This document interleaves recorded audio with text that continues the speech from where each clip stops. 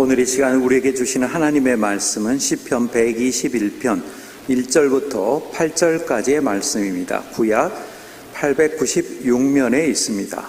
오늘 이 시간 우리에게 주시는 하나님의 말씀은 시편 121편 1절부터 8절까지의 말씀입니다. 구약 896면에 있습니다. 다 찾으신 줄 알고 봉독하겠습니다. 내가 산을 향하여 눈을 들리라. 나의 도움이 어디서 올까? 나의 도움은 천지를 지으신 여호와에게서로다. 여호와께서 너를 실족하지 아니하게 하시며 너를 지키시는 이가 졸지 아니하시리로다. 이스라엘을 지키시는 이는 졸지도 아니하시고 주무시지도 아니하시리로다. 여호와는 너를 지키시는 이시라. 여호와께서 내 오른쪽에서 내 그늘이 되시나니 낮이 해가 너를 상하게 하지 아니하며 밤의 달도 너를 해치지 아니하리로다. 여호와께서 너를 지켜 모든 환난을 면하게 하시며 또 내 영혼을 지키시리로다. 여호와께서 너의 출입을 지금부터 영원까지 지키시리로다. 아멘. 기도하겠습니다. 인간의 생사복을 주장하신 전능하신 아버지 하나님, 지난 한 주간 동안도 죄를 불꽃 같은 눈동자로 지켜주시고 주님 앞에 나 예배할 수 있도록 모든 것을 주장하심을 감사합니다. 사모한 심령을 만족케 하신 아버지 하나님, 사모함으로 주 앞에 나온 귀한 심령들에게 말씀을 통해 깨닫게 하여 주시고 우리 고난이 변해 간증이 되게 하여 주시고 우리 슬픔이 기쁨이 되게 하여 주시고 걱정 그 심편에 하나님 앞에 영광들은 놀라운 기적의 역사가 일어나게 도와주시옵소서. 부정한 종을 세우시고 주의 말씀을 전토록 하셨사온즉 인간의 허물은 죄불로 가리시고 보혜사 성령께 친히 오셔서 기름 부어주시고 주의 말씀만을 올바로 대언하여 아버지를 영화롭게 존귀케 한 우리 모두가 되게 하여 주시옵소서. 우리 주 예수 그리스도의 이름으로 감사하며 기도옵나이다. 아멘. 우리는 나름대로 내 사랑하고 기중에 이은 것을 지키길 원합니다. 건강을 지키길 원하고 또 물질을 지키길 원하고 가족을 지키길 원하고 내 삶의 현장 가운데 귀한 것을 지키기 위해서 최선을 다하고 마지노선을 구축하게 됩니다. 이 마지노선이란 말은 2차 세계대전 때 나온 건데요. 이제 1차 세계대전이 끝난 다음에 이제 프랑스군은 독일군이 언제 다시 침략할지 모르기 때문에 그 당시 육군 장관이었던 마지노라는 사람의 발의에 의해서 마지노선이 이렇게 구축하게 됩니다. 1930년부터 36년까지 6년 동안에 걸쳐서 이렇게 마지노선을 구축하게 되는데 그때 이제 전쟁의 경험을 살려서 지세를 잘 활용해 가지고 이제 이 마지노선을 만들게 됩니다. 전차 침입을 막기 위해서 철골벽을 이중으로 세웠고요. 보병의 침입을 막기 위해서 철조망을 세우게 됩니다. 그리고도 직경 6m나 되는 철골로 된 이 콘크리트 벽을 세웠습니다. 그리고 요새에 따라서 수킬로미터에 따라서 계속 이 길이 이어졌는데 발전실, 당역고 작전실은 전부 지하 70m 이하로 다 감춰졌습니다. 또 무전기 같은 경우도 다 땅속으로 매설해서 그 당시에 누가 봐도 난공불락의 요새 좀 세워졌습니다. 그런데 2차 세계대전이 발발하며 독일은 그곳으로 오는 것이 아니라 바로 옆에 있는 룩셈부르크와 그리고 벨기에를 우회해가지고 오다 보니까 철통같이 준비했던 마지노선이 아무 쓸모없이 되게 되고 무너지고 말았다고 하는 겁니다. 마지노선만 그렇지 않습니다. 인간이 세웠던 철통같이 지어진 보안도 다 무너졌습니다. 지금 오디세우라고 하는 영화에 보게 되면 거기에 트로이라고 하는 성인데 누구도 점령하지 못 10년 동안이나 공개도 점령하지 못했던 인간이 만든 성도 무너지게 되고요. 만리장성도 세우는데 다 넘어지고 말았습니다. 9.11 테러로 말미암아 세계에서 가장 강대했던 나라 미국의 쌍둥이 빌딩도 무너지게 되고요. 이어서 탄저균이 이렇게 테러 사건이 생겼는데 어떻게 됩니까? 이것이 FBI, CIA까지 들어오게 되고요. 국회의상까지 들어왔어요. 심지어는 백악관까지 이 하얀 가루에 있어서 다 치를 떨게 만들었습니다. 코로나19가 들어왔을 때 모든 나라가 다 긴장합니다. 철통까지 막았습니다. 그런데 누구에게 감염된지 모를 정도로 들어와서 모든 세계가 다 벌벌 떨었습니다. 첨단 무기 갖고도 안 되는 겁니다. 우리의 모든 위험 가운데 우리를 진짜로 지킬 분이 누굽니까? 사람의 권력도 힘도 병력도 아닙니다. 과학도 아니었습니다. 전능하신 하나님 한 분이 우리의 삶을 지킨다고 성경은 말씀하고 있는 겁니다. 오늘 본문의 말씀은 순례 여정을 한 성도가 이제 지은 신앙의 간증인데요. 이제 오늘 표지에 보게 되면 성전을 향해 올라가는 노래 이렇게 돼 있었어요. 성전이라고 하는 이 예루살렘을 향해서 나가는 이 성도가 곰곰이 생각해보면서 고백한 겁니다. 내가 산을 향하여 눈을 들리라. 나의 도움이 어디서 올까? 이분이 산을 바라보는데 이 산은 어떤 산이냐면 예루살렘에 있는 산입니다. 이 예루살렘은 어떤 산이냐면 아브라함이 아들 이삭을 번제드렸던 그 모리아 산이었어요. 그 모리아 산을 시온산이라고 하는데 전략에 뛰어났던 다윗이 이 모리아 산에다가 성을 세우게 됩니다. 그게 예루살렘 성이었어요. 예루살렘 성에는 하나님 성전이 있었는데 법궤를 모시게 됩니다. 법궤가 무엇입니까? 하나님의 임재를 뜻하는 상징인데 이스라엘 백성들은 항상 이 예루살렘 성을 바라볼 때마다 법궤가 있는 성전이 있는 곳은 누구도 침범하지 못한다. 그렇게 생각을 했어요. 그래서 이 시편 기자는 내가 산을 향하여 눈을 들리라. 나의 도움이 어디서 올까 고백합니다. 저 산을 향해서 눈을 뜨지만 내가 저 산까지 순례 길을 할 때는 아직도 갈 길이 멀겠구나. 올 때도 많은 난관이 있었는데 올라가는 길로 쉽지 않겠구나. 누가 나를 도와야 갈 수 있는데 누가 나를 도울까? 그러면서 고백하는 것이 내가 산을 향하여 눈을 들리라 그렇게 고백하게 됩니다. 그런데 여러분,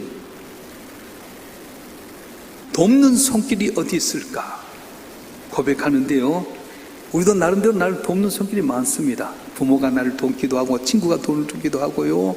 또한 물질이 나를 돕기도 하고 재물 등 여러 가지 건강도 이게 나를 돕기도 합니다. 그런데 문제는 이게 돕긴 하지만 한계가 있다고 하는 거예요. 부모도 항상 나를 도울 수 없습니다. 나이가 들면 돌아갈 수밖에 없고요. 가족도 마찬가지입니다. 도울 수 있는 한계가 있습니다. 친구도 마찬가지입니다. 돈이 나를 지킬 줄 알았더니 어느 순간 나도 모르게 돈이 싹 빠져나가게 되고요. 건강이 나를 튼튼하게 지킬 줄 알았지만 건강도 무너질 때가 있습니다.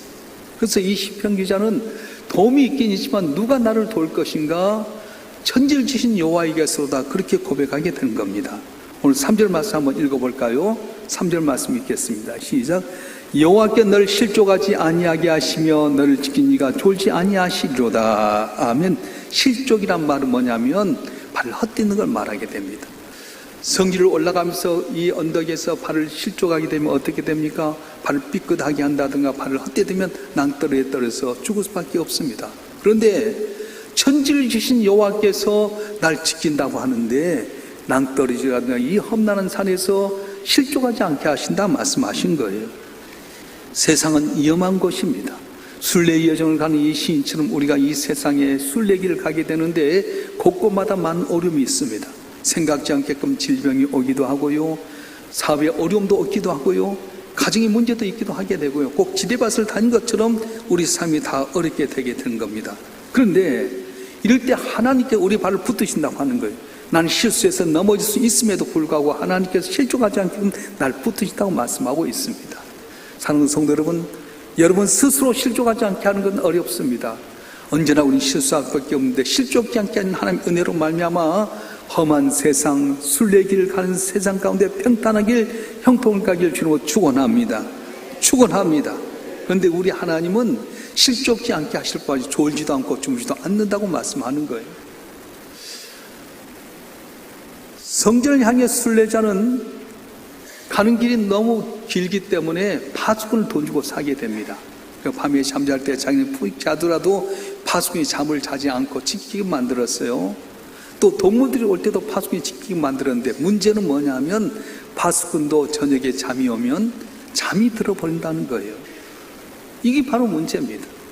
내가 돈을 들이고 아무리 좋은 것 다 해도 이게 잠들어 버리면 헛것이라고 하는 겁니다.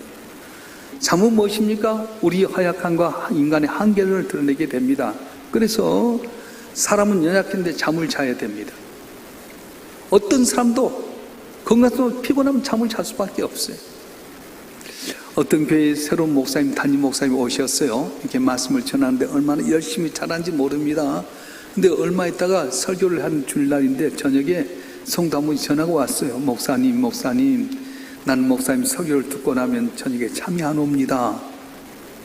아, 그래요? 도대체 무슨 말씀에 은혜를 받아서 그렇습니까? 제가 평상시 밤에 잠을 자지 못하는데 교회 가서 목사님 설교를 들으면 얼마나 잠이 잘 오는지 푹 자게 됩니다. 저녁에 잠 못 잡니다. 그렇게 했다는 거예요. 아무리 건강한 사람일지라도 60평은 잠을 잘 수밖에 없습니다. 그 모든 동물들도 힘을 어디서 얻냐? 잠을 통해서 얻게 되게 되는데, 사람은 아무리 강건해도 힘이 있어 잠을 잘 수밖에 없는 연약한 존재입니다. 그런데 하나님은 졸지도 않으시고 주무지도 않는다. 왜? 피곤을 모르신 하나님이기 때문에 그렇다고 하는 겁니다. 보초가 파스풀을 보는 위치에서 졸 수 있습니다. 운전하는 운전사가 자다가 졸 수 있습니다. 항해하면서 길을 운전하는 조타수가 졸 수도 있습니다. 위독한 병자를 보호하는 간병사도 밤에 졸 수 있습니다. 그러나 하나님은 졸지도 아니하시고 주무지도 아니하신다고 말씀하신 거예요. 왜요?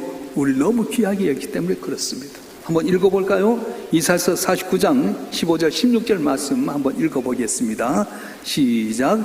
여인이 어찌 그 젖먹는 자식을 잊겠으며 자기 태순한 아들을 긍휼히 여기지 않겠느냐?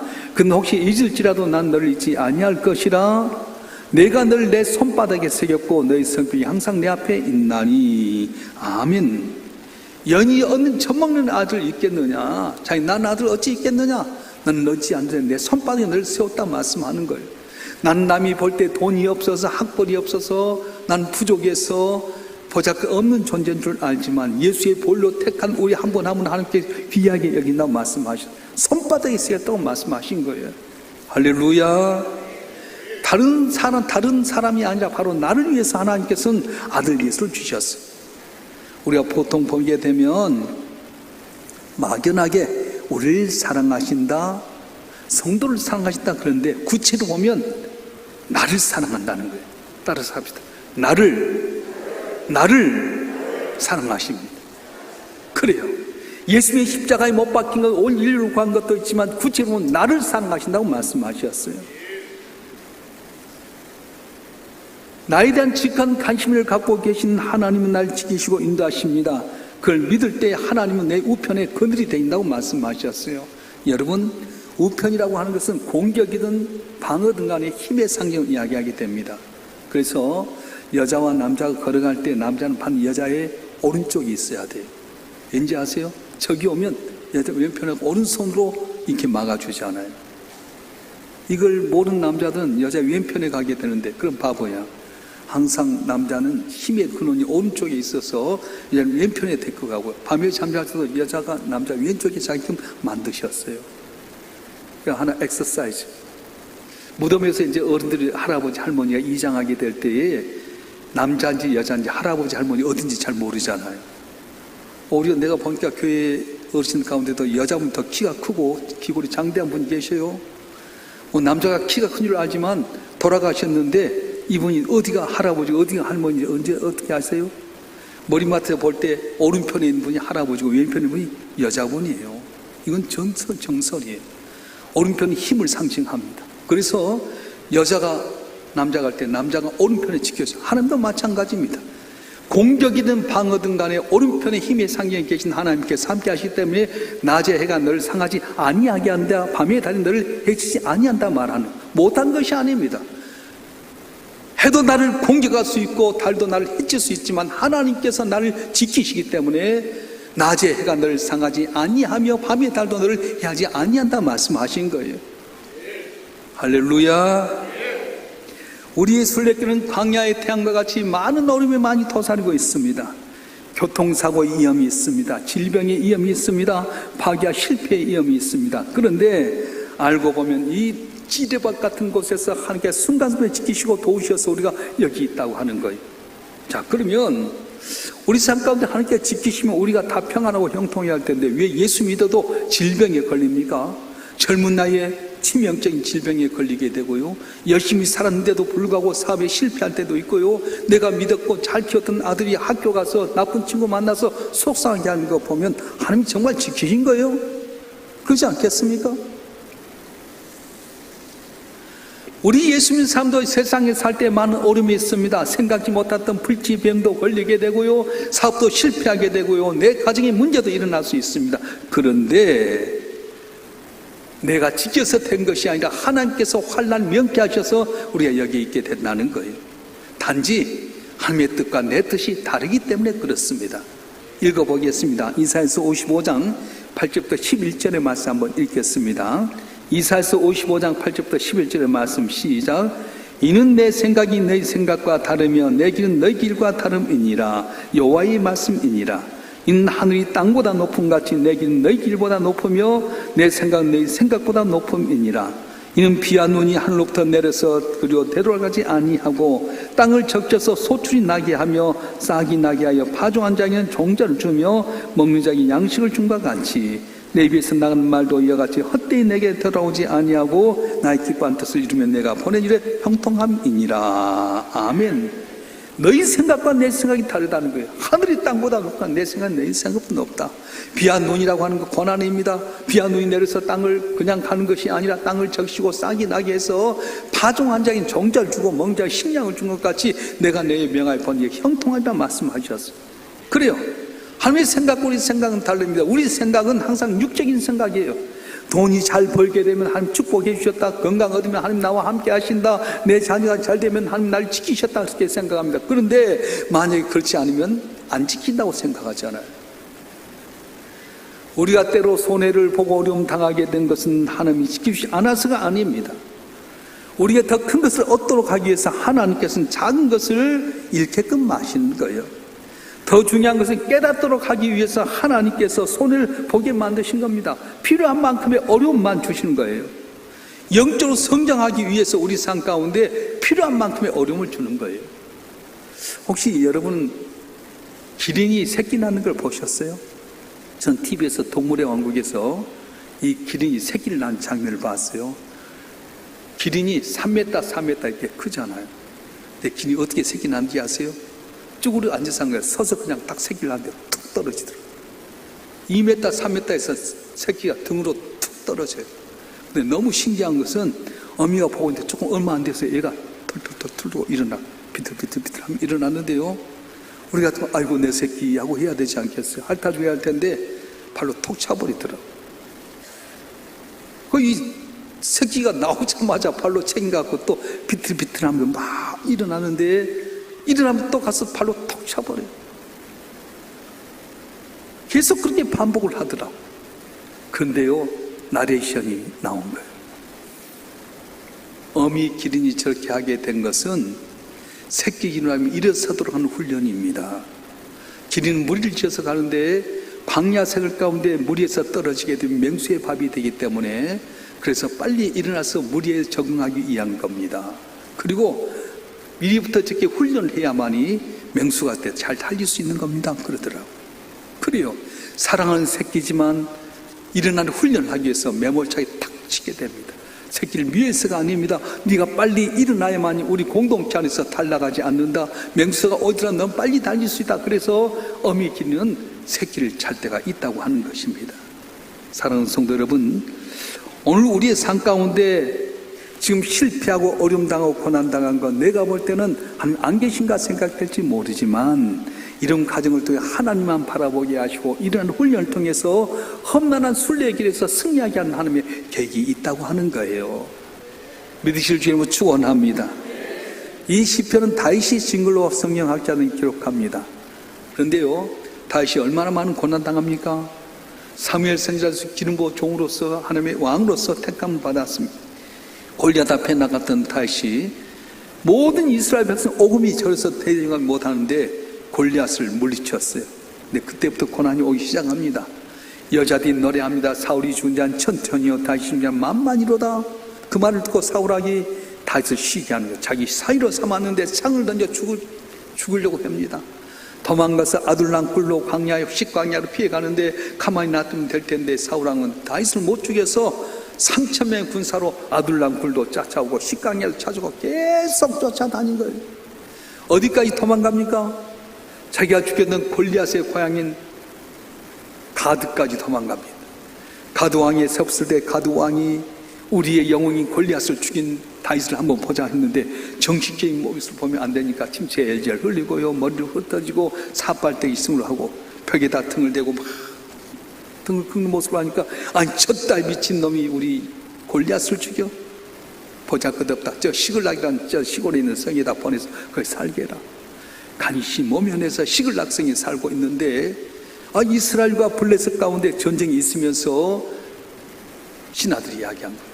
왕이요, 이스라엘과 우리가 전쟁 가운데 다윗의 군대를 앞장서서 세우면 좋겠습니다. 그러냐 데리고 오라. 그래서 다윗 왕가 600명의 군사를 데리고 왔는데 이제 만약에 자기 종족끼리 싸우면 다윗은 왕이 될 수 있는 가능성이 전혀 없습니다. 그런데요, 한 신하가 말합니다. 왕이요, 다윗이 누굽니까? 어떻게 된가 우리의 영웅이었던 골리앗을 물린 사람 아닙니까?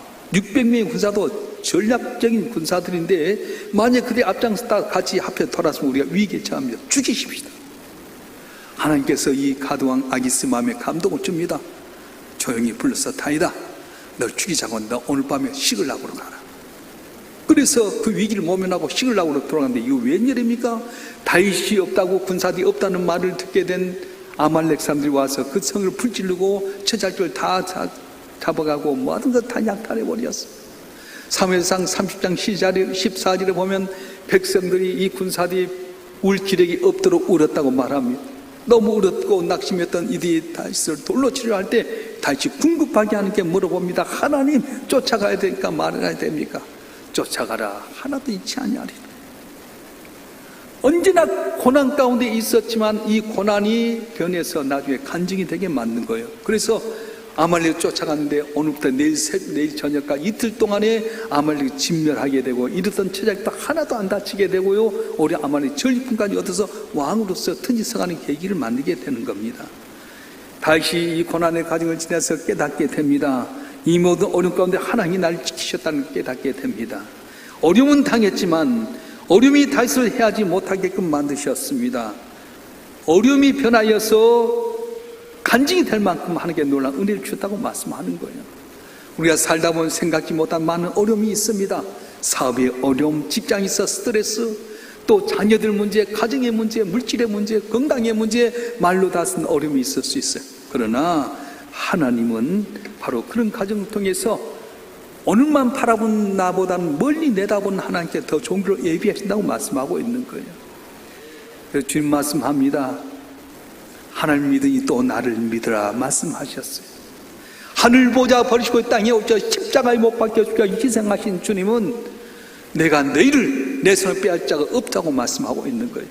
우리는 항상 오늘만 바라봅니다. 근데 주님은 멀리 내일을 바라보면서 우리 길을 준비하신 하나님이십니다.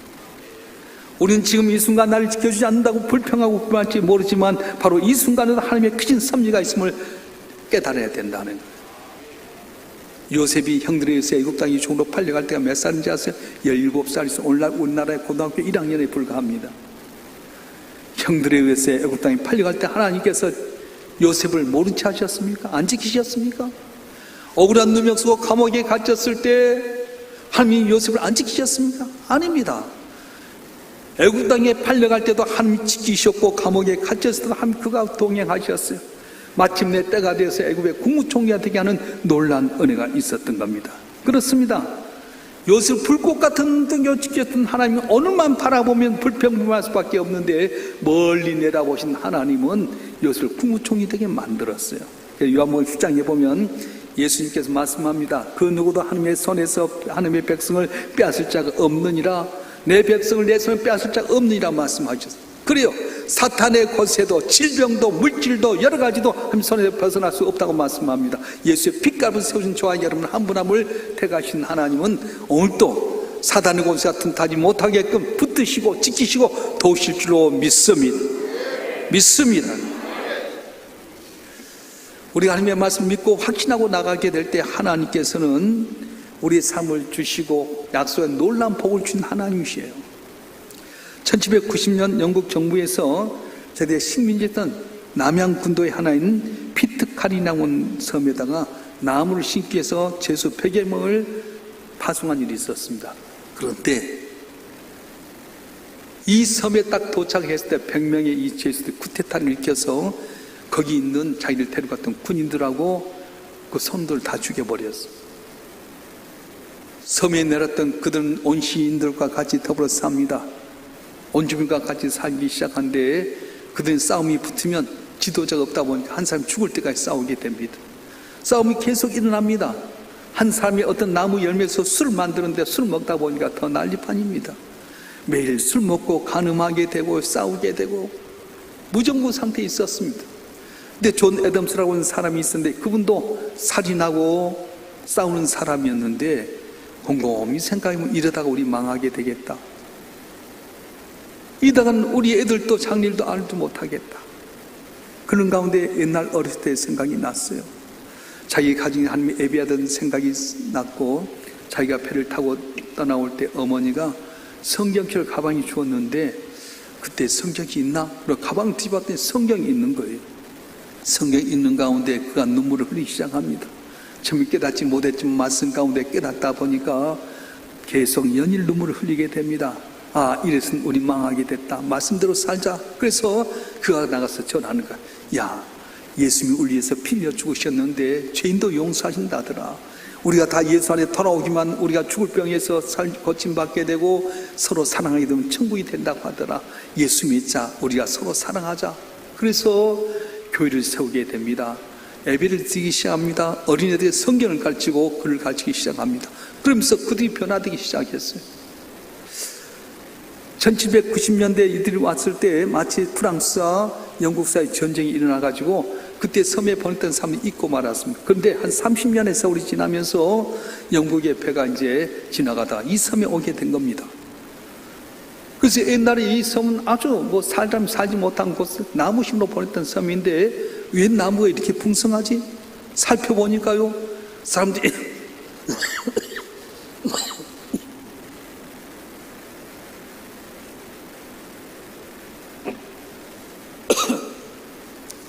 사람들이 얼마나 밝은지요. 도둑도 없고 술도 마시지 않고 주님의 예배를 드리고요. 어떻게 이렇게 섬이 변화됐지? 보니까 거기에 목사 겸해서 왕 같은 분이 계시는데 존 애덤스란 분이었어요. 나이가 지긋이던 노인에게 물어봤어. 노인장 어르신, 이거 어떻게 된 겁니까? 30년 전에 이곳에 우리가 나무를 심으려고 황량에서 했는데 어떻게 이렇게 섬이가 변했습니까? 그래서 존 애덤스가 말하는 거예요. 여차여차해서 우리가 왔는데 쿠데타를 일으켜서 군인도 죽이고 선주도 죽이고 우리가 약탈하고 서로 죽였는데 이러면 안 되겠다 싶어서 고민하는 가운데 있는데 어머니 줬던 성경이 생각이 났습니다. 성경이 있는 가운데 제가 변화되고 우리 동료들에게 이러면 안 된다. 우리가 이러면 우리 후손도 미래가 없다. 자멸한다 해서 예수 믿기 시작했어요. 이들이 도둑이었고 살인자였고 간음한 자였는데 예수님이 변화가 되었습니다. 예배 드리면서 우리 자녀에게 글을 알려 성경을 알렸는데 30년 지난 가운데 이렇게 지상에 낙원이 되었습니다. 고백한 거였어요. 사랑하는 성도 여러분, 오늘 우리의 삶 가운데 하나님의 약속의 말씀 믿고 살아가게 되면 나는 비록 도적이었고 살인자였고 간음하고 불량배였을지라도 주의 복음이 들어온 게 능력이 있어서 변하는 역사가 일어난다고 성경이 이야기하고 있는 거예요. 그래서 오늘 결론은 뭡니까? 여호와께서 너희 주를 지금부터 영원까지 지키라고 말씀하십니다. 하나님은 우리를 지키실 때 영원까지 지킨다는 거예요. 이 땅의 순례길 가운데 나는 실수할 수 있고 잘못할 수 있지만 나를 지키는 하나님은 언제나 나를 실족지 않게 하여 주시고 오른편에 그리 되어서 해가 나를 상하지 아니하게 만들고 밤에 나를 해치지 아니하게 만드시다고 말씀하는 거예요. 이 땅에 뿐만 아닙니다. 영원한 천국에서도 주님 앞에서 영영토록 복을 받게 하신다고 말씀하셨어요. 내 나름대로 지키려 했던 마지노선이 무너졌습니까? 염려하지 마세요. 나를 지킨 하나님 의지하고 살아가게 되면 다시 하나님이 회복시켜 주시고 합력을 선으신 놀라운 기적을 주실 줄로 믿습니다. 이런 기적의 은혜가 여러분 가운데 함께하길 주님으로 축원합니다. 기도하겠습니다. 인간의 생사복을 전한 전능하신 아버지 하나님, 우리는 나름대로 지키고 싶은 것에 있어서 나름대로 최선을 다하고 마지손을 지키지만 이것도 다 헛것일 때가 얼마나 많은지 모릅니다. 건강관리했지만 생각지 못한 질병 때문에, 열심히 살았지만 물질에 미터진 웅덩이처럼 물질에 사라짐 때문에, 내 가정이 행복하길 원했지만 내 자녀가 효도하기보다는 불효하게 됐을 때에 상처받은 심령들 어찌할 줄 모를 때가 많습니다. 하나님을 믿는 자는 하나님이 지킨다고 하셨는데 정말 하나님 살아계신 겁니까? 하나님의 생각과 내 생각은 다른데 하늘이 땅보다 높고 내 생각은 높다고 하신 주님, 오늘 또 지키신 하나님 바라보는 저희가 되게 도와주시옵소서. 더 큰 것 얻기 위해서, 더 많은 것 깨닫기 위해서 장거 손해나게 하셨는데 이 고난 때문에 하나님 의지함으로 말미암아 크게 복받게 하여 주시고 지금부터 영영토록 주 앞에 복을 받는 성도들 될 수 있도록 주여 회복시켜 주시옵소서. 치료하여 주시고 고쳐주시고 복받게 하여 주시고 간증하는 우리 성도들 되게 하여 주시옵소서. 우리 주 예수 그리스도의 이름으로 간절히 기도하옵나이다. 아멘.